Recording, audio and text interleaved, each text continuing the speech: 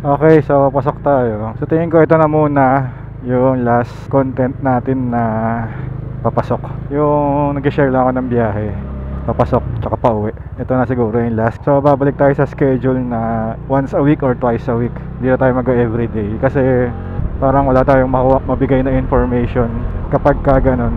So gano'n tayo ngayon, once a week or twice a week, para makapaggawa tayo ng content na may sustansya. Pagka yung daily kasi parang walang sustansya, hindi tayo masyadong makapagbigay ng information. Nung ginawa natin yung channel natin, ang target natin makapagbigay ng information sa mga newbie na kagaya natin. So nag-share tayo ng experience. So kung yung biyahe, wala tayong masyadong mabigay ng information dun. Siguro yung biyahe pang yung mga long ride ganun. Pero yung papasok na sinasamahan nyo lang akong pumasok tapos umuwi, siguro stop muna tayo ngayon doon kasi paulit-ulit na lang.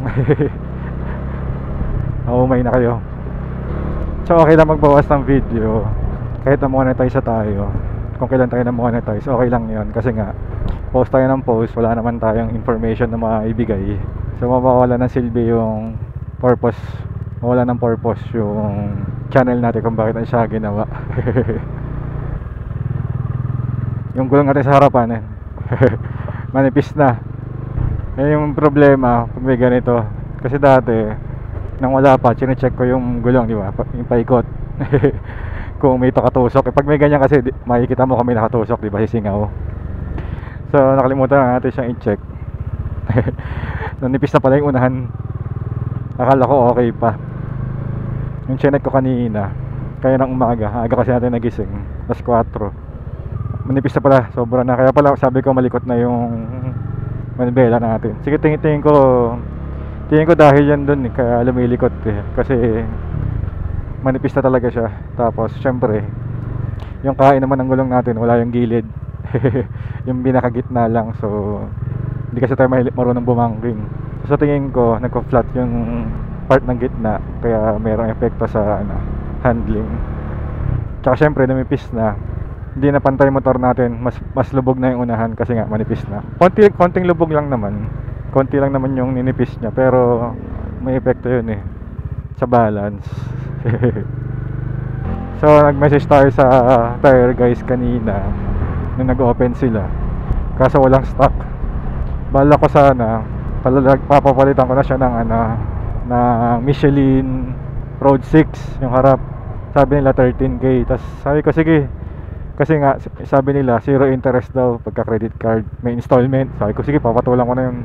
Sabi ko pupunta na ako ngayon dyan. Sabi sir, wala pa tayo in stock naghihintay pa tayo ng delivery ngayon. Sabi ko yun lang. Sabi ko ano na lang, Batlax T32 na lang ulit. Wala rin. Advice lang nila ako kung pag meron na. Nag-aalangan na akong bumiyahe kasi nga manipis na siya pero may pasok tayo hindi pa na sila nag-message kanina tanghali. So pasok na lang tayo, baka bukas na yun. Credit card naman, installment, sagarin natin 12 months. Zero interest. Takot na tuloy ako lumiko. Nung nakita kong manipis siya. Pero tingin ko naman kaya pa yan. So dahan-dahan lang, wag lang masyadong persado, lalo na sa paliko. Kapag diretso naman wala naman nararamdaman nakakaiba So yun nga, paalam lang ako sa inyo para alam nyo, baka mabigla. Nabigla na lang wala. So since last na to, samahan nyo ako pasok.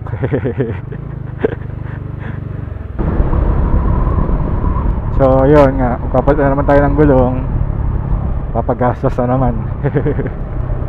Pero okay na rin siguro kasi mabot tayo ng 18 kilometers, 18 plus yung likod. So itong harap siguro mga 19 hanggat hindi sila nag-message na meron na. Feeling ko wala pa rin bukas yun pero sana meron na para okay na. Credit card naman bahala na sa bayaran. Yun, maaga tayo pumasok ngayon kasi hindi naman na siya mainit. Malamig na nga yung hangin kung tutusin. Naramdaman ko siya kaninang umaga nung ginagawa natin yung isang motor. Bad trip yun, nilinisan ko lang yung carburetor, ayaw na mag-start. Pina-check ko tuloy sa tropa natin dyan sa malapit sa atin, kapitbahay. Magaling magawa yun eh, all around. Naghihinang din yun ng board eh, ng PC. Stick nga yun eh.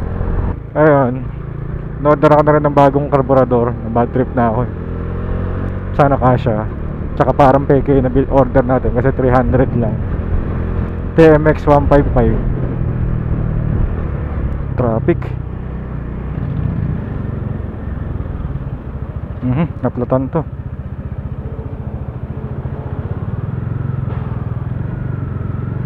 Hatak mo na yan sir, masisira yung mags mo. Mas malaki gastos.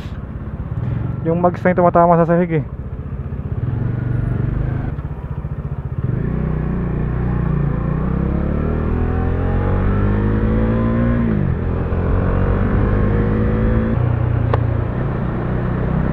Okay, hindi. Malawag. 411. So walang traffic sa tunnel. Dito rin wala masyado. Pero St. Luke's, hindi na tayo asa doon. Alam na yun eh. Wow, wala dito itong sasakyan. Ang luwag. Ayan na, stoplight.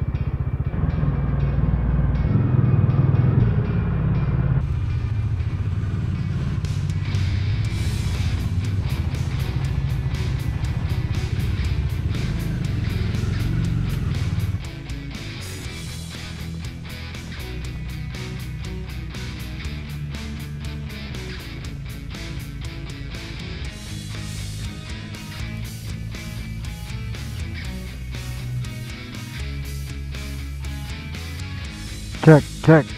Hindi pa nakakabit yung mic. Salta kanina. Hindi pa nakakabit yung mic natin. Ayun nga, sabi ko nga, ito na yung last day ng ano natin, daily commute. Last day muna. Hindi ko naman sinasabing hindi na tayo gagawa. Tignan lang natin. Kasi paulit-ulit na lang yung biyahe natin. Nakakaumay na para sa inyo. Basta nasabi ko na yun, karukto na lang ito nung papasok tayo. So pagsamahin na natin, isang papasok tsaka isang pauwi, putol-putulin lang natin para sakto lang. Hindi nyo pa narinig yung sinabi ko na ano, kung yung napanood nyo na yung ano, may sinend kasi sa ano group chat ng Dominar. Ikaw, bad trip yung ano sinend kasi alam ko ng horror. Pinanood ko pa rin kasi title ano, bigla nagkaroon ng angkas. Yung naka 360 siya, tapos pinapaikot niya yung view, di ba? Sa harap pag isa lang siya, pero yung pag sa side view na yung shot, hindi man side view, basta nakikita yung anino niya eh, na may parang nakaangkas sa babae. Eh alam ko na eh, kahit alam ko na ang ganun, pinanood ko pa rin, tas inulit-ulit ko pa, baka kasi peke. Pero parang maganda yung pagkagawa, kung peke man yun, maganda yung pagkagawa dun. Bad trip yun. Eh sabi ko, pagkapanood ko pa lang, sabi ko, alam ko na eh, maalala ko yun pagka ano eh, andito na tayo sa madilim. Sana may kasabay tayo dun. Para di nakakatakot. Maalala ko yun eh. Sana itong ano SUV pumunta ron. Ay hindi, kumakanan siya.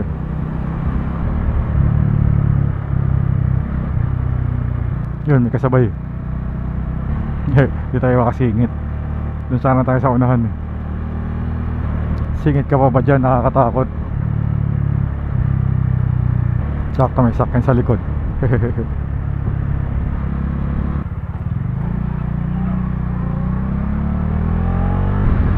Ayan, sa madilim na. May kasabay naman. Bawas ng konting takot. Pero meron pa rin. Sana pumasok nito sa dadaanan natin.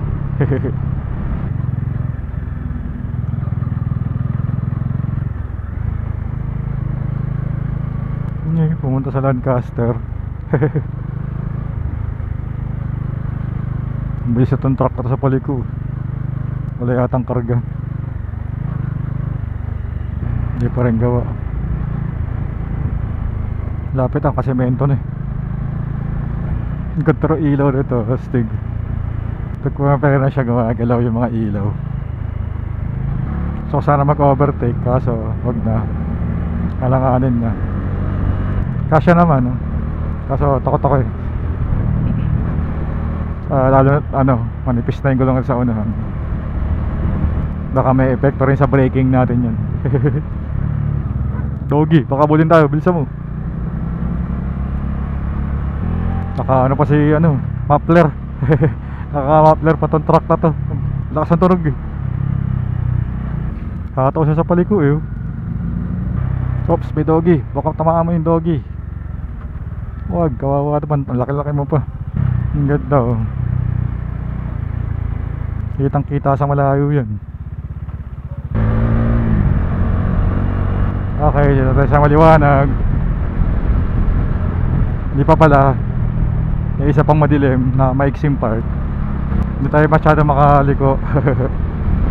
Kasi natatakot ako kasi nga yung gulong natin manipis na. Kadaan-daan lang tayo sa paliko. Uso yung picnic na ganyan, nakatambay sila. Okay, so lapit na. So paalam muna tayo sa daily commute. So last na muna to. Pagka yung ibang biyahe na lang, pag iba naman yung biyahe natin, yun naman i-share natin. Kasi dito paulit-ulit na. Ako din, paulit-ulit na sinasabi. Ay, so dito natin tapusin. Sa mga sumuporta nung mga halos daily natin, thank you na matindi. Hanggang sa muli. Bye-bye.